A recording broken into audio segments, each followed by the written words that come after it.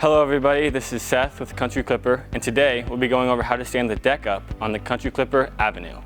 Before we raise the deck up, we want to make sure that the mower is in a hard level surface, the front caster wheels are pointed away from the machine, and the key is in the off position and taken out. Next, we're going to push the foot pedal forward to move the deck into transport mode. We are then going to take the pin out, push the foot pedal forward again, lift the transport catch lever up, and lower the deck to the ground. Next, we will push the foot pedal towards the rear of the machine and insert the deck pin into the deck service lock, making sure that the rear hooks are released from the deck pin.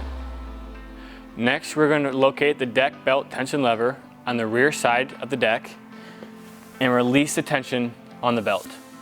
Next, we will walk to the rear side of the mower and release the belt on the clutch drive pulley. After we have released the belt from the clutch drive pulley, we will come to the front side of the mower and use the deck lift handle to raise the deck into the locking position. We will then set the parking brake and we are ready to service the underside of the mower.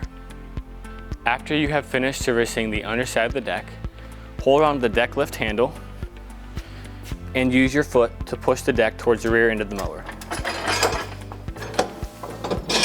setting the deck down. Now that we have lowered the deck, we will push the foot pedal towards the rear of the machine and release the deck lock pin. We will now use the foot pedal to move the deck into the transport position.